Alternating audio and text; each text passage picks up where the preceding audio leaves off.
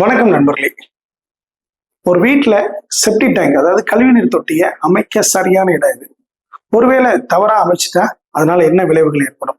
So அதான் இந்த video உங்களுக்கு நம்ம பார்க்க இருக்கிறோம். ஸோ என்னையை தவிர இன்றைக்கு தமிழ்நாட்டில் நிறைய பேர் இந்த கழிவுநீர் தொட்டி அமைக்கிறத தவறாக அமைச்சு கொடுக்கறத நம்ம பார்க்க முடியுது. ஸோ அது கொஞ்சம் மனசுக்கு வருத்தத்தையும் வேதனையும் கொடுக்கறது.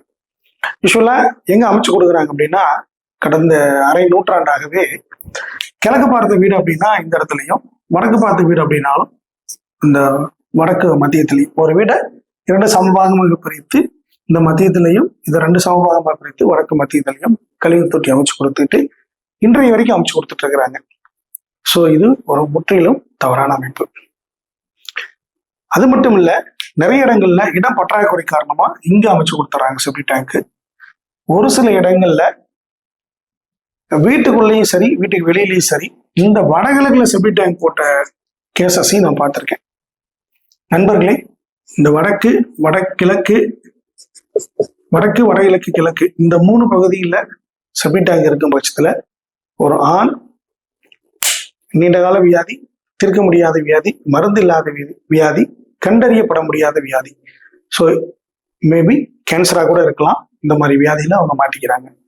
இந்த மாதிரி தென்கிழக்கில் அமைக்கக்கூடிய செப்டி டேங்கால பெண்கள் பலவிதமான நோய்களுக்கு ஆட்படுறாங்க.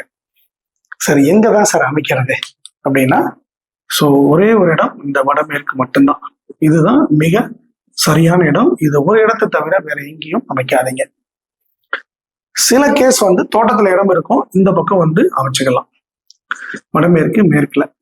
பட் இந்த இடத்தை தவிர வேற எங்க அமைத்தாலும் அது மிக மிக மிக மிக ஆபத்து. சார், நான் இடமே விடாம கட்டிட்டேன் சார், இந்த செப்டி டேங்க் வைக்கவே இடம் இல்லை அப்படின்னாலும் நீங்க அதுக்கு காம்பன்சேட் பண்றதுக்கு வேற எங்கேயாவது அமைத்தாலும் அது தன்னுடைய விளைவுகளை சரியாக செய்து விடுகிறது. ஸோ எச்சரிக்கையாக இருங்கள். உங்க வீட்டுல பாதாள சாக்கடை வந்துருச்சு சார், அண்டர் கிரவுண்ட் ஸ்லீவேஜ் வந்துருச்சு சார் அப்படின்னா, ஸோ தாராளமாக அதில் கனெக்ட் பண்ணி விட்டுட்டு செப்டி டேங்கை அமைக்காம கூட இருந்துக்கோங்க. உங்களுக்கு எந்த ஒரு பாதிப்பும் வராது.